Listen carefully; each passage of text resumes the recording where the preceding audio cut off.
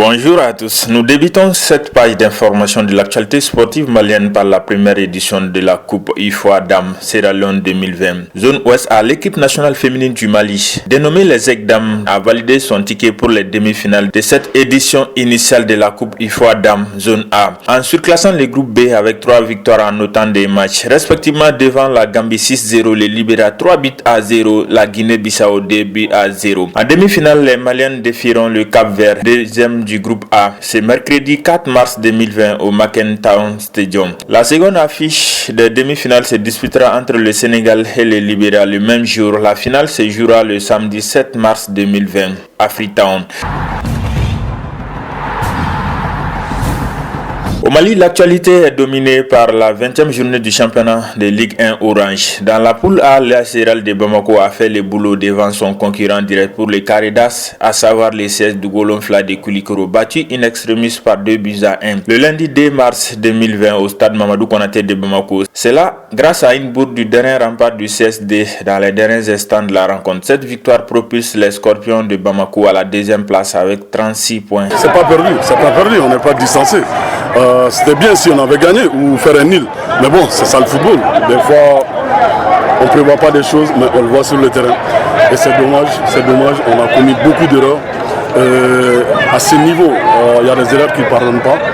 Je pense qu'à nous de se remettre, de relever la tête, essayer d'aller chercher ce qu'on n'a pas pu avoir face au Real. Enfin de se mettre encore dans une bonne position parce que je suis sûr que c'est pas encore fini.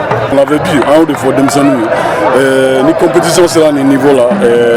Des matchs décisifs comme ça, d'accord, on peut perdre, mais pas sur des erreurs individuelles. Mais bon, ni dans ma erreur que doit gagner. On file la vie. Et je pense qu'on ne va pas baisser le bras. Parce qu'il y a Alsa, on a notre chance. Jusque-là, il y a la place pour que Amsega Takaridasi là. Donc, on va continuer. On Ni Martin Datemne, Yana Gadamne. On ne partait pas favori parce que de face au Real, on n'est pas favori. Mais bon, Bigon ou Gaïna, mais sur le terrain, on n'a pas vu ça. On a vu deux belles équipes. Ces gars ont rivalisé. Le Real a eu plus de chance ou Gaïna, je leur dis bravo et félicitations au Real. Bon, on va dire que on a donc chien la première temps. Est-ce que la communication doit être dans le deuxième temps? Bon, ça c'est le truc entre un entraîneur et son joueur. C'était un match très difficile face à une superbe équipe de Dugouf. On savait que c'était un match à 6 points pour nous. Donc nous on a fait le nécessaire. Je pense que sur l'ensemble du match, on a imposé notre façon de jouer, notre manière de jouer, c'est-à-dire en alternant le bloc bas et le bloc haut. Je pense qu'on les a mis en difficulté. Et après, il a fallu un vainqueur et je suis très content que ce soit le Real aujourd'hui.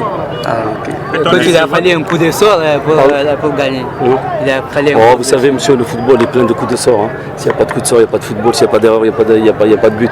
Donc on est bien content quand on est spectateur de voir c'est malheureusement de l'autre côté. J'aurais pas aimé que ce soit de mon côté, mais c'est le football, c'est comme ça, c'est un but. Donc nous on prend les 3 points, on est heureux, content, satisfait et on va se préparer pour l'échéance prochaine. Le Real passe à la deuxième place. Si vous le dites, je ne connais pas encore le classement. Vous avez 2 morceaux pour finir, le Djoliba AC et le LCBA. Et pensez-vous qu'il y a encore de la place? Vous savez, le championnat n'est pas fini, c'est 2 matchs, c'est 2 fois 90 minutes. Aujourd'hui contre Dugouf, vous m'aurez dit ça il y a 2 semaines dernières, peut-être personne n'aurait cru battre le Dugouf. Donc on va aller doucement, match par match. Aujourd'hui c'est Dugouf, chaque chose a son temps. On va se préparer très bien pour donner une très bonne réplique et surtout une très bonne opposition au Djoliba. Et on va vendre notre peau très cher. Le Djoliba, à ses 47 points, leader du 10 groupe, est déjà qualifié pour les Caridas. Par la même occasion, le leader du groupe B, le Stade Malien de Bamako, 50 points, rassuré de finir premier et qualifié pour les Caridas depuis longtemps, a dicté sa loi devant l'AS Black Star de Balabougou, battu par 4-1. Dans un match très décisif pour la course aux Caridas, le 3e du groupe B, Yelen Olympique, 30 points, sera en face à face avec le 4e, l'USC Kita, 30 points également. C'est mardi. Dans les bas du tableau, la lutte pour le maintien est également pathétique. En match amical de préparation du championnat d'Afrique des Nations CHAN Cameroun 2020, prévu du 4 au 25 avril 2020, les Aigles locaux ont pris le dessus devant Afrique Football Elite 1-0. L'unique but du match a été l'œuvre de Siaka Bagayoko, appelé Château. Selon une source proche de l'équipe nationale locale malienne, les Aigles locaux devraient participer à un tournoi à 3 prévu du 16 au 20 mars 2020 en Ouganda. Ce tournoi regroupera les équipes nationales locales de l'Ouganda, du Mali et de la Zambie. Selon la même source, le Mali lorgnerait les Gabon comme lieu de mise au vert avant de s'envoler pour Yaoundé. À titre de rappel, le Mali évoluera dans le groupe A en compagnie du Cameroun, pays hôte, le Burkina Faso et le Zimbabwe.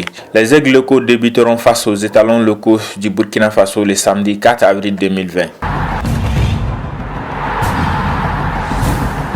À présent, on monte sur la planète des Aigles pour parler des performances de nos expatriés évoluant à l'étranger. En Angleterre, on jouait la 28e journée. Southampton a chuté à West Ham 1-3. Moussa Djenepo a manqué ses rendez-vous suite au décès de sa mère adoptive à Bamako. Southampton est 13e avec 34 points après 28 journées. Dans le même registre, Brighton a cédé face à Crystal Palace 1-0. Yves Bissouma, titulaire avec Brighton, a été remplacé à la 82e minute. Son équipe est 15e avec 28 points après 28 journées. Mais l'événement de cette journée en Angleterre a été bien la première défaite de la saison de Liverpool devant Watford 3-0. En France, on disputait la 27e journée. Rennes avec Amari Traoré, défenseur international malien, jusqu'au bout a dominé Toulouse en déplacement par 2-0. Du coup, les Rennais consolident leur 3e place avec 47 points. Reims a accroché l'AS Monaco en déplacement sur le score d'un but partout. El Bilal Touré, jeune attaquant malien, était titulaire et Moussa Doumia, ailier des Aigles, a disputé les 10 dernières minutes de la rencontre. Reims est 8e avec 38 points après 27 journées. Par la même occasion, le FC Nantes avec Charles Traoré, latéral gauche malien, Khalifa Koulibaly, entré à la 57e minute, et Mola Wagui, remplaçant, a été battu à domicile par Lille sur la plus petite des marques 1-0. Nantes est 11e après ce résultat, 37 points en 27 journées. Le FC Metz avec Mamadou Fofana Nojo, défenseur central des Aigles du Mali, a battu Amiens par 1-0. Adama Traoré Nos était remplaçant également du côté du FC Metz. Son équipe est 15e avec 31 points. En Ligue 2 française, on disputait la 27e journée également. Le Racing Club de Lens, sans Massadio Aïdara, défenseur des Aigles du Mali, a battu le Paris FC en déplacement 2-0. Par contre, ses compatriotes maliens, Cheikh Traoré, défenseur malien, et Cheikh Doucouré, milieu des Aigles du Mali, étaient tous titulaires. Ce succès permet aux Lensois de s'installer à la 2e place avec 50 points. En Turquie, on disputait la 24e journée de la Super League ce week-end. Sivasspor avec Mamadou Samassa, gardien des Aigles du Mali, et Moustapha Yatabare, attaquant malien, tous titulaires, a gagné devant Ankara Gucci par 3-0. Moustapha Yatabare, attaquant des Aigles du Mali, a inscrit son 11e but de la saison par la même occasion. Sivasspor est 4e avec 48 points, plus 19 après 24 journées à 1 point du leader. Le Beşiktaş d'Istanbul est sorti victorieux de son face-à-face avec Alanya Sport 2-1. Abdoulaye Diaby, capitaine des Aigles du Mali, a joué les 12 dernières minutes de la rencontre. Beşiktaş est 5e avec 40 points après 24 journées. En deuxième division turque, Ali Maleh, ailier international espoir malien, a inscrit son 3e but de la saison lors de la 25e journée. À l'occasion du nul de son équipe, Balıkesirspor face à Kızılören Gucci, 2 buts partout.